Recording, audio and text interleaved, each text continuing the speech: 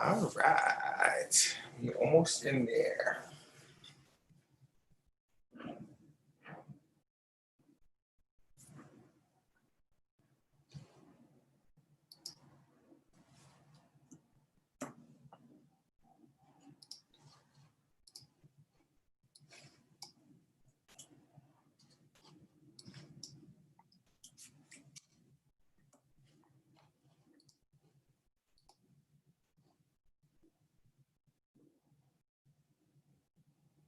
All right, folks, we are all set.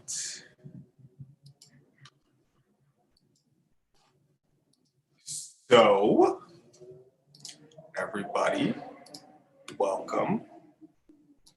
Welcome, welcome, welcome. This is the last workshop of the evening for Intimate Partner Violence Awareness Month. My name is Reverend Phoenix, and I am going to be doing the last lecture for tonight's installment. It is called The Broken Mirror, and it comes to us from self-psychology, which I will explain a little bit more about. But the broken mirror lens is going to be the lens that I use and that I refer to when I conceptualize the concept of abuse. So the goals for this workshop are, I want y'all to be able to understand and conceptualize abuse. And I want you to be able to conceptualize that on many different levels. I want you to be able to discuss behavioral definitions of abuse. And I want you to be able to discuss the impact of abuse across the lifespan. So from womb to tomb, what does abuse do to a human being and to a society? I want you to be able to discuss abuse from several theoretical perspectives, and I want you to understand abuse within the context of generational curses and soul work. Y'all with me so far? Fundamental to the understanding of the broken mirror lens is the foundation for self-psychology. So self-psychology comes to us from the field of psychoanalysis. So think Freud, think psychosexual stages of development. But self-psychology is a relatively new theory, and it is based entirely on observations made on the role that self-esteem plays in the development of the human organism. So initially, when it comes to psychodynamic theory, the only thing that a human organism had to do was resolve the Oedipus complex, move through the stages of psychosexual development, and overcome the urge to kill one parent and have sex with the other. And so for the guys, it was called the Oedipus complex. For the girls, it was called the Electra complex. The addition of self-psychology, however, made it so that the human organism had something else to do in order to be a whole, complete adult. And that was attain what is called self-cohesion. Self-cohesion literally means self-esteem regulated and maintained over a period of time. So basically, our ability to keep it together in between stressors or from one period in our lives to the next. And in order to attain self-cohesion, there were three needs that had to be met. One was the mirroring need, the other was the idealizing need, then the third was the acceptance need. And so the only one that we're going to be focusing on this weekend is the mirroring need. The mirroring need is met by what is called in this theory the mirroring self-object. And for the sake of this work, the mirroring self-object can best be conceptualized as the mother. And so as we move forward, I would like for all of you to just start to think for a moment about a family, a quote unquote traditional nuclear family with two parents. Genders are not important. Sexes are not important. We can suspend all of that right now because right now the only thing that matters is a traditional family, two parents and a child are coming home and they're about to start their life together. And so as the narrative moves forward, the family has gone home from the hospital. The mirror is the new baby. The mirroring self object is the mother and the father. In order for the baby to develop into a full, functioning, secure human, it has to first start to form very strong, reliable, trusting relationships with the mirroring self object, with mom and with dad. These are the caregivers, these are the providers.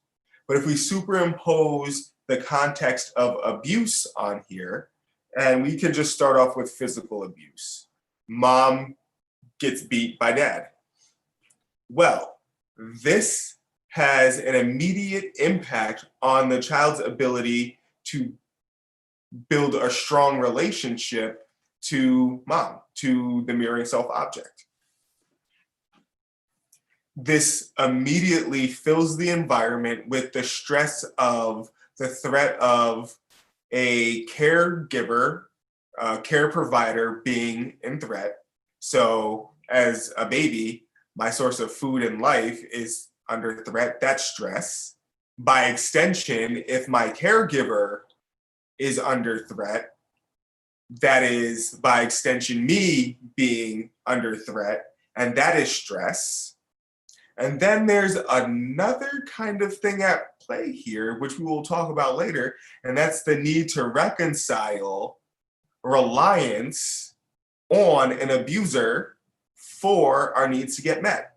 And so as a child, that's difficult enough, but moving forward as an adult in interpersonal relationships, having to form loving relationships with someone who utilizes power and authority to control you also becomes an interesting dynamic that impacts our environment.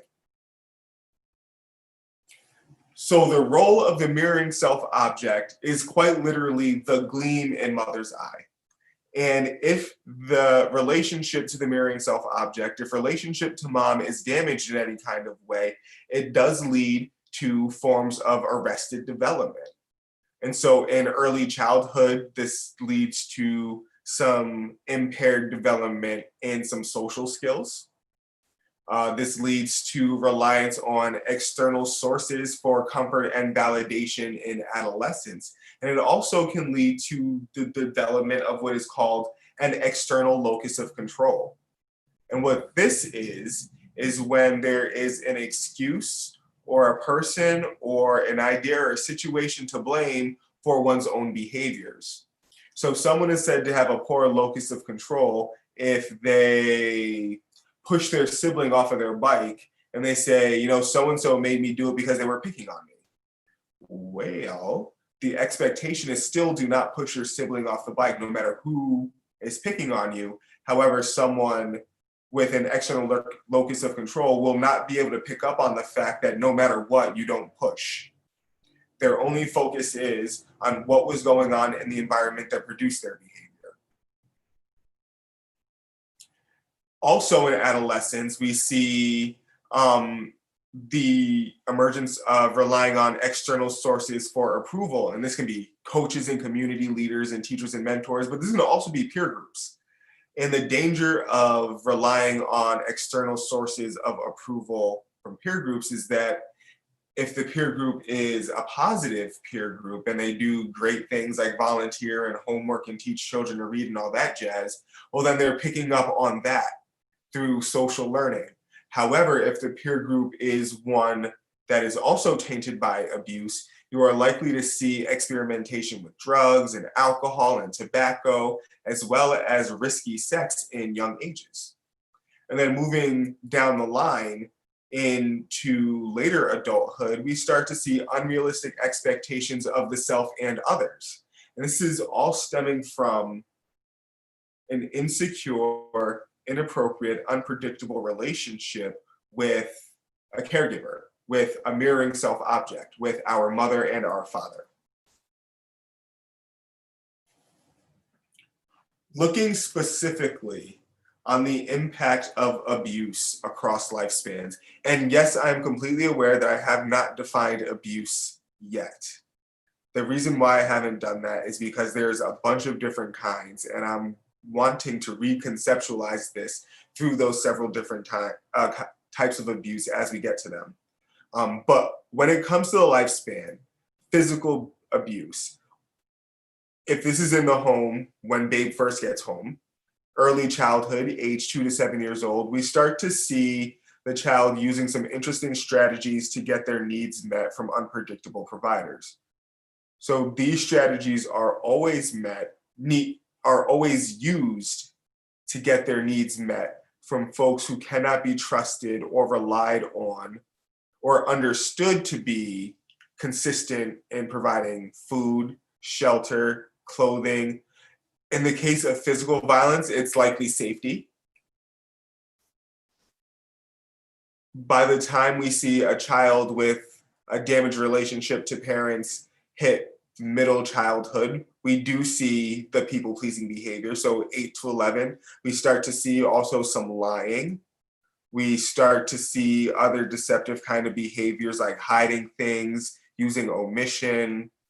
We also start to see interesting people-pleasing behaviors in the other direction. So we might see hyper-focus on grades or being the good kid. So by the time we hit 8 through 11, we can see the roles that children play in families start to emerge. So we see the hero. We'll see the one who disappears into the fantasy. We'll see the one who starts to act out as a way of manifesting the trauma and the drama in the household. So we start to see that by age 8, and it starts to solidify by age 11. By the time a child hits adolescence, 12 to 24, we start to see the emergence of these reduction of boundaries and these blurred lines. So we'll start to see relationships where the child and parent relationship is blurred. So the child will be speaking to the parent in ways that are inappropriate. The parent will be relying on the child inappropriately for emotional needs to be met. And so this will start to set the stage for an unrealistic expectation about boundaries in the home and in the relationship. So children will not listen to, take direction from, or follow up with parents that they feel like they're equals to. And parents will treat their children as equals, sometimes referring to them as best friends or as rocks or as supports or as my everything. But really that does set the stage for anxious avoidant attachment styles and putting a lot of pressure on a child to perform in ways that's not necessarily appropriate developmentally. And so in adulthood, when we do see the anxious avoidant attachment styles in other relationships, this starts to look like adult people who desperately crave secure relationships with other healthy adults. However, upon approaching these relationships, there's a huge fear and avoidance of them. And it's the fear and avoidance of these relationships that produces other abusive-like behaviors.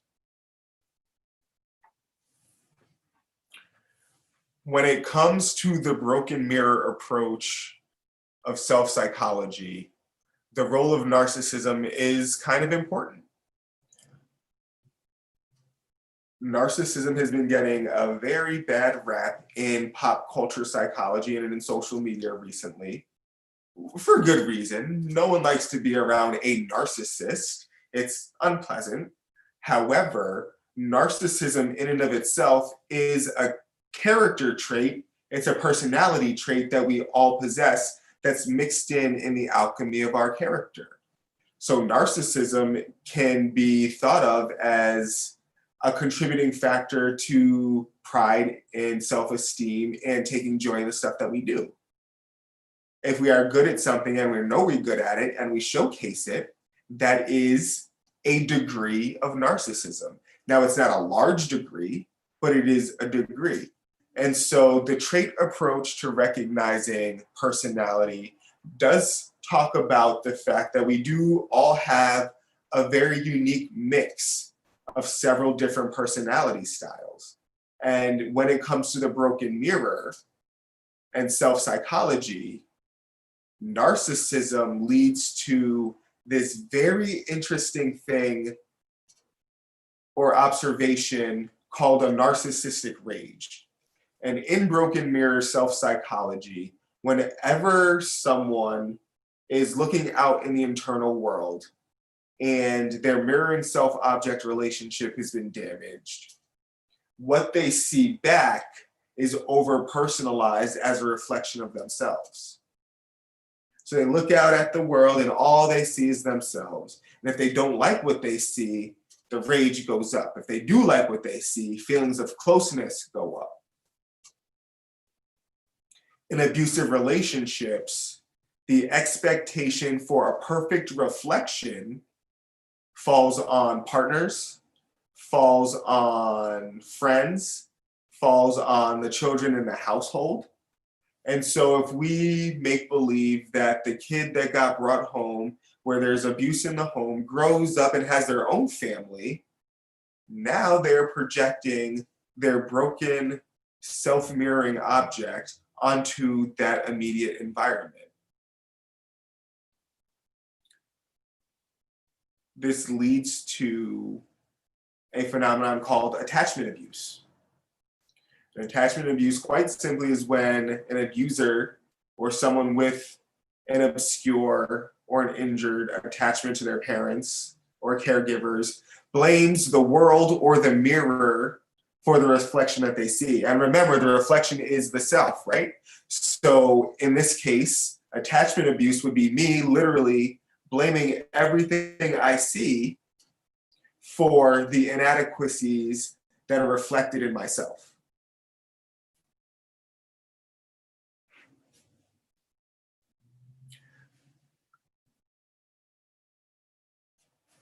When it comes to the formation of abusive personalities, there are several things that have to happen. So there's a sense of powerlessness in early childhood.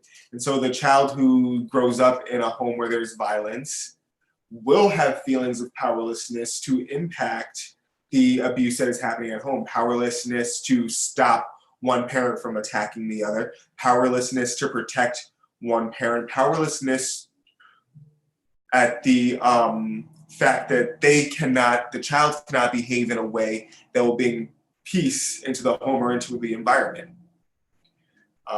Another component of abusive personality formation is experience with battery or shame as a child. And so this is actually having been hit or have been shamed as a child.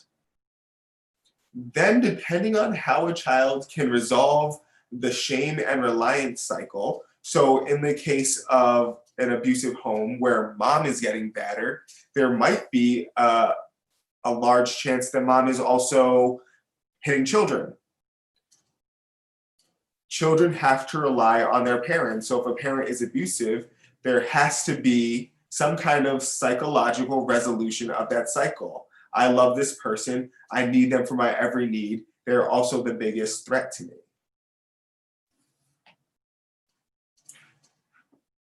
The fourth component of personality formation for people who are abusive can be found in the work of Donald Dutton, who observed quite astutely that abusive triggers in the home are not related to things that are happening externally to the abuser. So in this case, maybe it's dad. Abuse does not happen based on anything that is happening around dad, but more what's happening inside dad.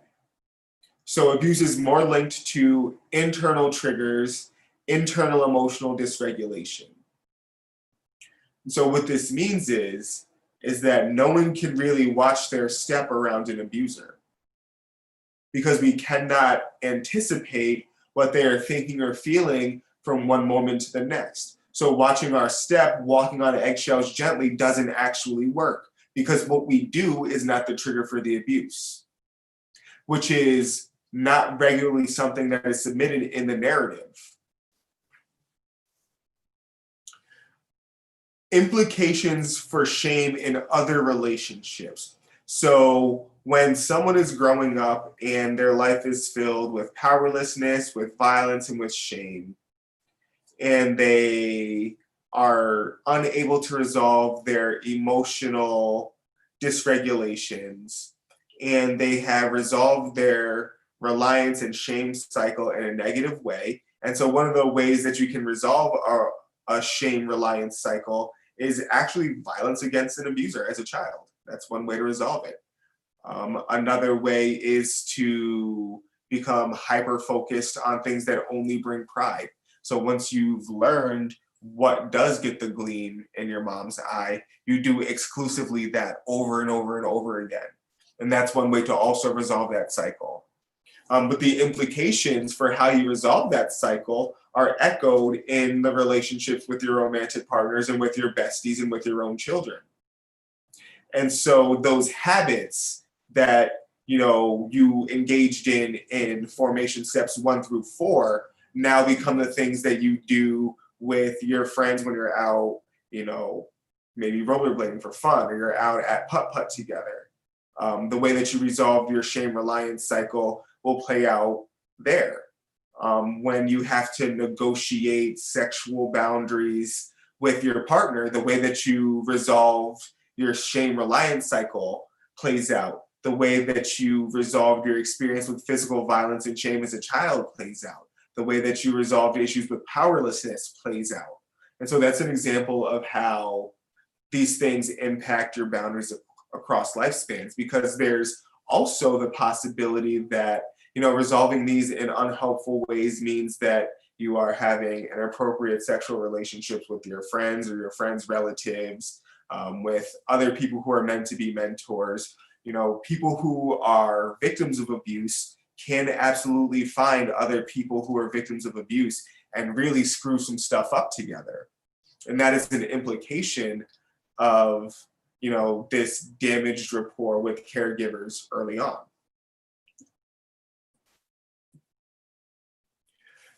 This right here is, I call it the ye olde Duluth model. So this is one of the oldest, this is a dinosaur, and it's still used to this day to train educators, advocates, and people who want to address domestic violence, intimate partner violence, or violence against women as a human rights concern.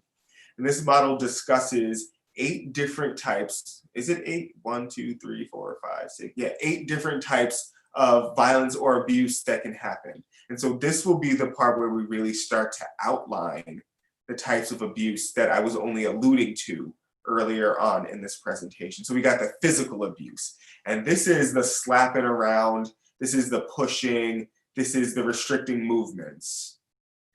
Sexual abuse can be the inappropriate touching and groping. This can be all in all out rape. So rape is a real thing in relationships. Your partner can commit sexual assault on you if you say no. If you do not say yes and it happens anyway, that's exactly sexual assault. That is rape in an intimate partner relationship. Other forms of sexual abuse can be name calling, so calling your partner derogatory names that are sexually charged. Economic abuse, so limiting access to household funds, restricting access to her credit cards, closing her bank accounts, taking her cash away. Emotional abuse, not taking her feelings seriously, so being really invalidating. Using male privilege, so this is a very big deal. Using male privilege as a tactic for inter-partner and interpersonal violence is a really easy thing to do. Using male privilege includes calling the cops on your victims. It includes using your rapport and your reputation in the community to ruin the reputation of your victims. Gaslighting, literally driving partners crazy on purpose, lying about the things that you're doing so it doesn't seem like your partner can talk about with confidence and fidelity what they're going through. Isolation, so taking your partner away from her friends, away from her relatives, systematically deteriorating those relationships. So that's like a red flag to look out for, actually, is if your new partner, if your new boo has a problem with all the people who love you and is slowly getting them out of your lives, that is A move towards isolation, that is a red flag, that is an abusive technique. Verbal abuse, name calling. Intimidation, so that includes threats of violence. This can be threats of violence against children. This can be threats of violence against animals. These are all examples of abuse and violence that can happen in a home or in a relationship. So these can also happen in the workplace. These can also happen in school. These can happen in the church. And then these can happen, again, in relationships between parent and child, between siblings, between intimate partners.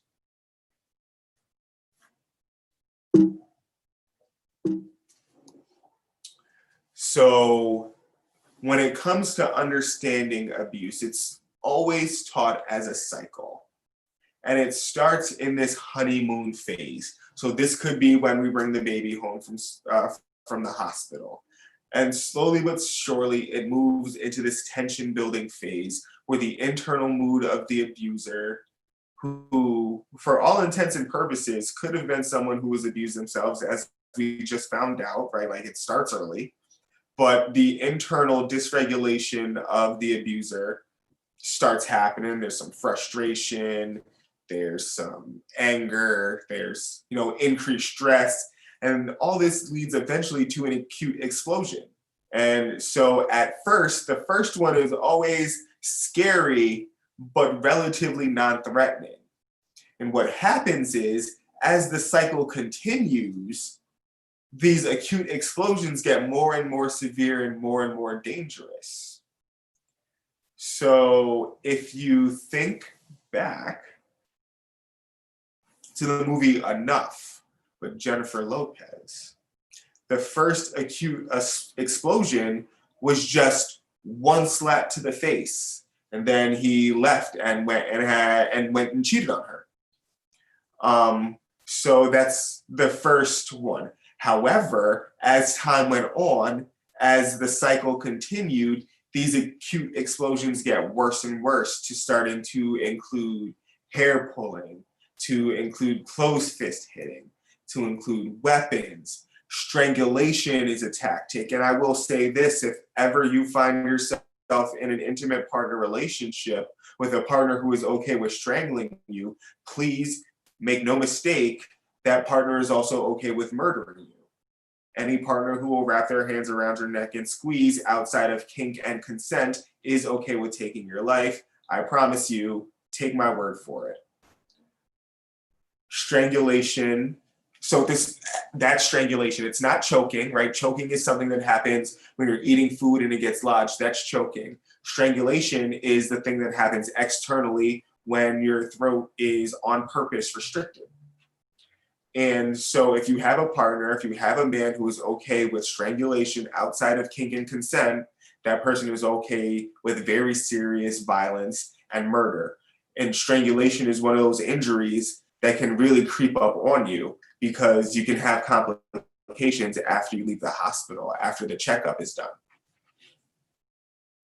And so as a partner starts to become aware of this cycle of abuse, this honeymoon phase starts to get shorter and shorter. The tension building phase starts to get shorter and shorter. The acute phase of explosion seems to be happening more and more frequently, and it takes longer and longer to get back to the honeymoon phase. All the while, there's this sense of denial about what's actually happening. And the denial comes from this internalized narrative that somehow the victim/survivor can do something to impact the behavior of the abuser. If I could just get dinner on the table by 5, if I could just make sure the laundry was folded the right way, if I could just make sure I complimented him on going to work every day, if I complimented on his clothes, if I made sure that I didn't look at any other man in public, if I got rid of all my friends, if I this, if I that, if I this, if I that, if I stood on my head and pulled all the clouds out of the sky, maybe this relationship would be better. And so that is what the denial is built out of. Then there's also this other thing called love, called compassion, called kindness, called longing. Because the other component to this is that this is intimate partner violence. So these are people that we've been intimate with. They have supported us. They have loved on us. They have made us feel good. They have shown us things about ourselves and about life that we love and appreciate. And so when it comes to relationships that are deeply intimate and also deeply violent, that is also a value that has to be reconciled.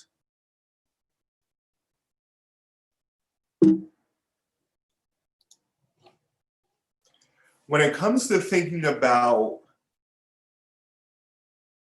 abuse, I want everyone for the rest of this weekend to think about it in terms of generational curses and soul work.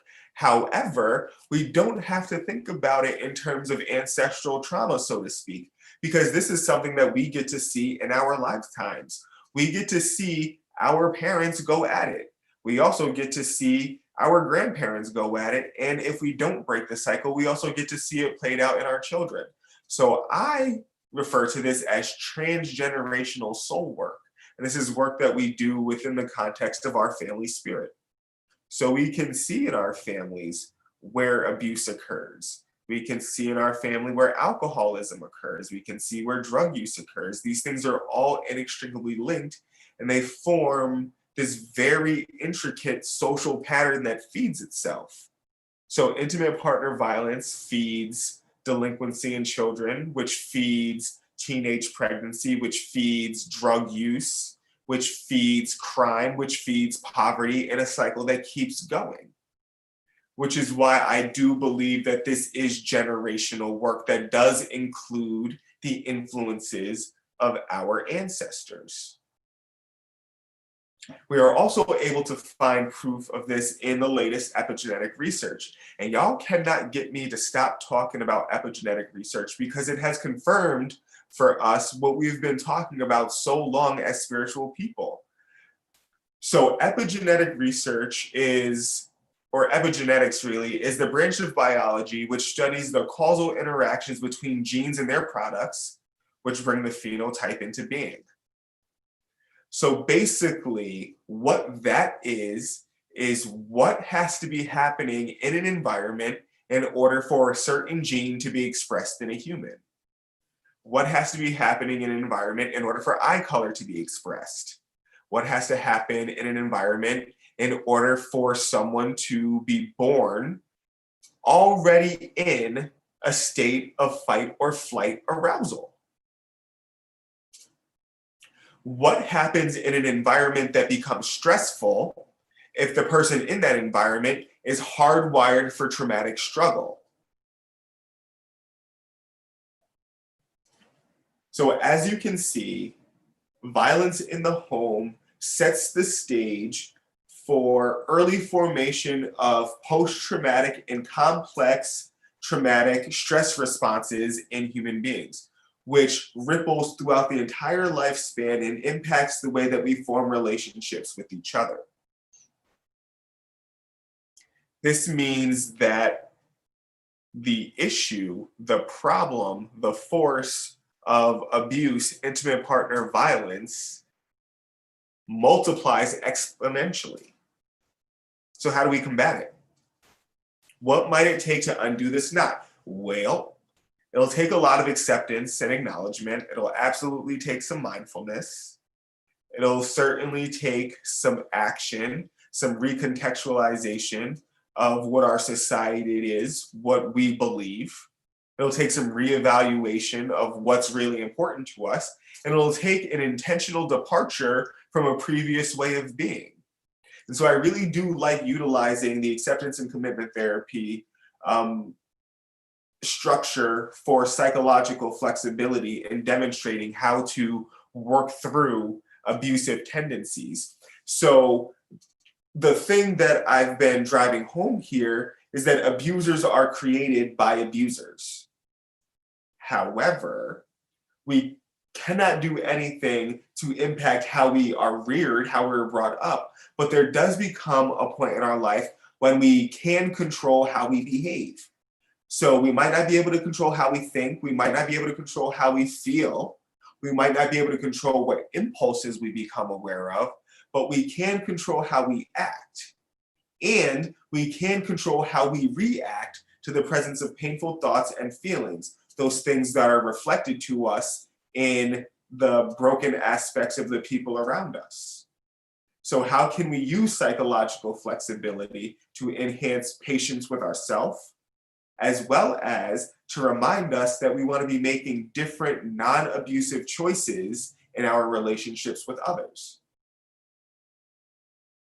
And so as I move on this weekend, I will be referring to the broken mirror, the mirroring self-object, and relational forms of being, developmental forms of being, biological, environmental, and psychodynamic ways of being, to conceptualize and offer ways that people can, men can, abusers can move through the impulse to abuse, move through the impulse to control, move through the impulse to avoid, and instead embrace ways of getting true needs met. Because at its core, narcissism prevents us from recognizing that we do have needs that need to be met and doing the appropriate things to meet those needs. And so I will be talking about psychological flexibility and how we can use those techniques or that model to treat abuse. When it comes to spiritual resources, magical interventions, I of course always recommend a ritual bath as a primary way of demonstrating acceptance. So if you want to wash yourself clean of some of the things that you have done or some of the things that have happened to you, I absolutely recommend going to the element of water. Petition magic, definitely working with ancestors, with spirit guides, with elementals, becoming aware of the abusive things that you do. So maybe when you get mad at your partner, you take her credit cards away or you take her car keys. You might want to make a petition to help you become aware of your impulse to do that and maybe have one of your favorite deities remove that from you. Of course, in the vein of the broken mirror, mirror magic, of course, and mirror prayers, of course, would super duper be appropriate. And you can enchant your mirrors to reflect to you some of the character things that you need to work on in order to become a better partner, a better father, or a better person in these relationships. You can also use cutting cords and breaking chains to do the symbolic breaking of your connection to relationships that are painful or hard, or breaking your cords or chains to things that aren't serving you behavior-wise. And so when I think about breaking chains or cutting cords, I think about the devil card in the Rider-Waite-Smith tarot deck and how, those imps are chained to the post. And when I think about breaking chains and breaking free, I absolutely think about breaking the things that keep you tethered or keep me tethered. So think about those things, and I'll be super interested to hear what kind of prayers, what kind of mantras, what kind of magical petitions and interventions you come up with to help combat the issue of intimate partner violence and interpersonal violence. So that is it for the lecture component. Are there any questions, any comments, anything that needs to be clarified?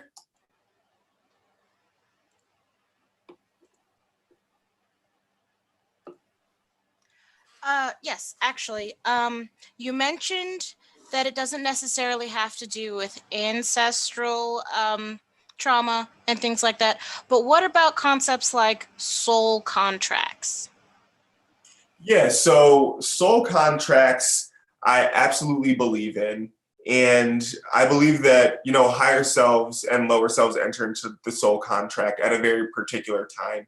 And so if you enter this world with a contract that says you will experience this kind of trauma, well, that's kind of the thing. And so our role as spiritual people who recognize the power of a soul contract is to recognize, okay, this trauma that I went through, well, it might have been at the hands of my dad in this life. It's my job to figure out how to get the best gain out of this, to understand and remember what my higher self or what my divine spark wanted me to know about this.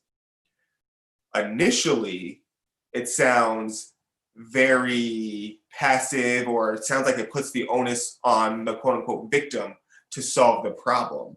However, if you apply concepts such as resiliency, it becomes a challenge for someone who has been the receiving end of trauma as a result of a soul contract to rise above that on purpose, recognizing that an abuser's soul contract is how they cross paths with us. So it takes a lot of kind of falling away of that lower self ego in order to recognize that the real work is to fulfill the contract for what it is. It's a lesson for your spirit to reunite with the divine under some pretty hard, heavy, unfortunate, undesirable circumstances by the lower self's frame of reference. Good question. Thank you.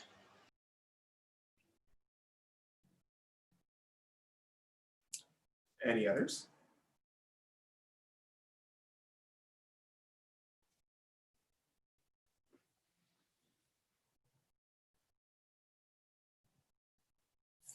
All right, so if no other questions, we can call it quits for tonight. I was coming in. Okay, go for it. Yeah, I had to find my mute button. You know, I'm just starting to get used to this again. Okay, not really a question, but really like a statement. I don't really understand like the magical type thing. I refer to it in like different terms as far as like soul searching, how looking into that mirror and self-talk and stuff like that helps us to build our self-esteem. And as we're building our self-esteem, that helps us to, how can I put this, get away from the cycle of abuse.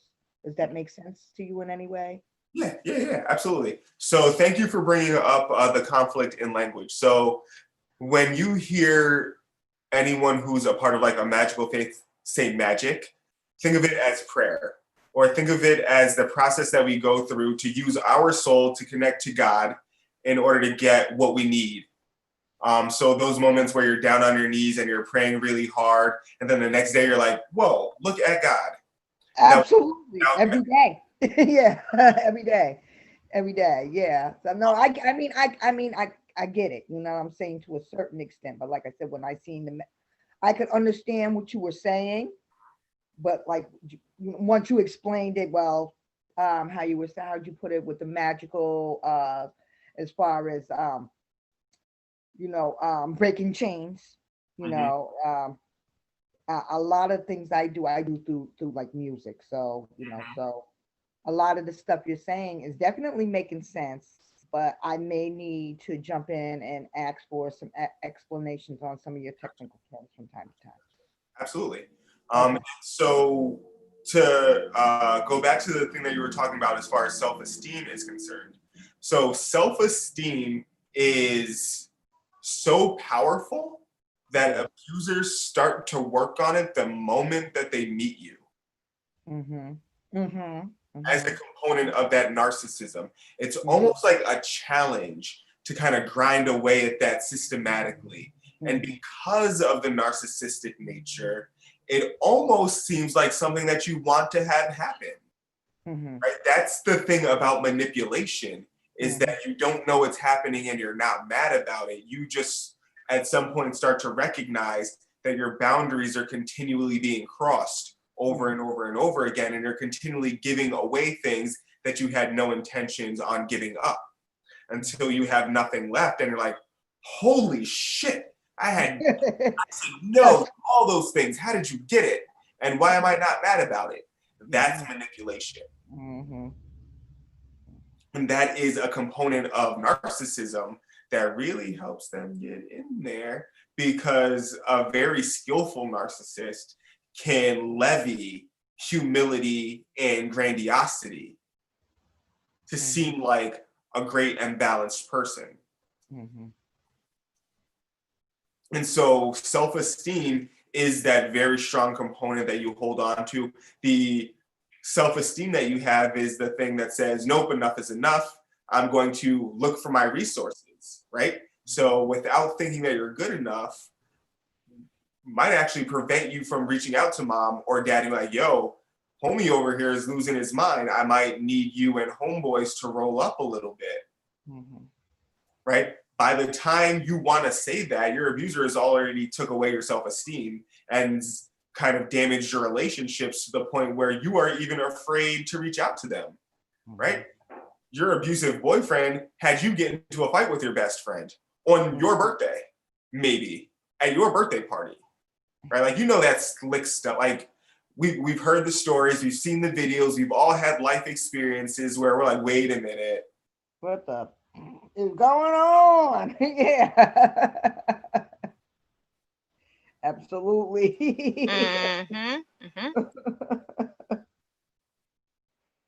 And so what this highlights is a need, one, for all of us to be aware of what the tactics are, two, how to reinstill a sense of self-esteem and a sense of growth and a sense of self-worth, but also how do we make those who are most vulnerable aware of the resources that remain available to them. So for example, all my friends know, if you curse me out in front of your boyfriend, I don't care. Call me later, whenever. Like, I don't care. Call me 6 months, 8 months down the line. Homeboy popped off. He thought you didn't have a friend. Joke's on you. I know abuse when I see it. You cursed me out, but I stuck around. Like, that's just how it works.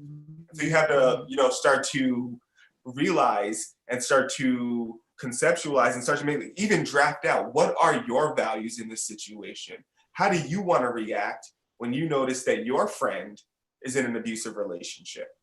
How do you want to react when you know that you're actually starting to exit the honeymoon phase and your new boo is slightly problematic? At what point do you start to check those red flags that you started to see? And so that is the work for someone who is ultimately going to be a survivor. For someone who wants to stop the cycle of abuse from within themselves. Well, then, dudes, you have to learn, we have to learn better ways, healthy ways, effective ways to get our needs met when our mirroring self objects, our partners, our relationships, our friends, aren't going to meet the needs for us. Because every human being has the right to choose whether or not they're going to meet a need for us or not, right? Like, we all have our own needs to meet. We're not obligated to meet anyone else's. That's right. So we all have that choice. And for people who move into the abusive phase, if you don't want to do that anymore, and I highly suggest putting an end to that behavior, if you don't want to do that anymore, you have to figure out, how do I ask for things? How do I say no to things that I don't want to do? How do I recognize when my internal emotional rhetoric is at a place that I'm not capable of dealing with? Because the other side of the coin is society does not equip men with appropriate tools to deal with emotional dysregulation. So how can I go about getting the education I need to manage my feelings honestly and authentically? That is part of the work. And that is part of the work that I see for clergy, actually, is, being on the ground level. Like, people love me. People love pagan clergy. Like, we are funny. Like, we don't judge. We cook very well, very frequently. People like being around us for that reason. And so that puts us in a really good place to start to be like, hey, I noticed that you called your wife a bitch earlier today while she was making the table. I don't want to be judgy, and I know you didn't ask for this, but let me give you a resource that might go a long way in this relationship. Let me know how it goes when you stop calling your wife a bitch, and see like what happens to your relationship. Does anything else change? Are you more happier? Is there less nitpicky? Does she stop calling you that name that you don't like? And so it does take a huge degree of humility, and it takes a huge degree of desire to not want to do that anymore, and to not want to put more abuse spawns into the population. Right. Any other questions? Actually, yes. You were saying something about there's a degree of narcissism in all of us, say, right? And where is the line or how can we get to the line of toxic narcissism versus non-toxic, let's say, narcissism? How do we get to that confidence, self-confidence level, like, hey, you can't touch me anymore? Mhm. Yeah, so think about it like this. Healthy narcissism is I am a butterfly. Toxic narcissism is I am a snowflake. Uh-huh. Mm-hmm. All of us are extremely unique, very, very different. However, there are things that make us remarkably the same, and that is got to be the thing that keeps us grounded. We all have skin, we all have hair, we all have nails, we all poop. At least I hope so. If you're not pooping, that might explain some of like the violence that you feel, like whatever. Like we all have these processes that make us the same, and the needs that we have are the same. And so a desire to go to extremes to get those needs met, or the desire to get those needs met at the expense of other people, are kind of the more toxic traits, because we don't have to do that. Right? There's actually enough. There's no benefit to being so far better than or grandiose than other people. And it's unhelpful to think of yourself one way when literally everyone else around you thinks of you the other way. It's ineffective. You can't be a part of a team. You can't be a leader or a follower. You can't get work done that way either. Thank you. Yeah. And then also the healthy narcissism is the, actually, no, don't talk to me like that. The healthy narcissism is, I'm glad that you have your point of view, but that's not the point of view that we have in my house. The healthy narcissism is, I would be glad to give you a ride to work, but I will need some gas money. That's right. Mm-hmm. Yes, don't be afraid to put your boundaries out there and be like, this is the line, do not cross. Thank you. Yeah, so I'm worth protecting, I'm worth feeding, I'm worth loving. That's the healthy line. The unhealthy line is I'm worth it more than you. Thank you. Absolutely. Good question. Any others? Go ahead. I was just wondering if I could sort of piggyback off of the question that she I'm sorry, what's your name? Jen? Yeah. Is it Jen? Yeah. Is that how you pronounce it? That Jen was just saying as far as healthy narcissism and unhealthy narcissism, it's not something that happens overnight, that's for sure. And just know that the older you get, the easier it gets for you to be able to set those boundaries for yourself and to be able to say, no, no, not today. I'm sorry, I can't help you today. You know, what's another statement? I'm sorry, I don't appreciate the fact that you're speaking to me in that manner. If you cannot speak to me in a respectful manner, then I would prefer for you not to speak to me at all. That it definitely takes work, and it's not something that does happen overnight. So if you think that, you know, being able to break a ugly cycle or become a survivor happens overnight, it does not happen overnight. It definitely takes a lot of work.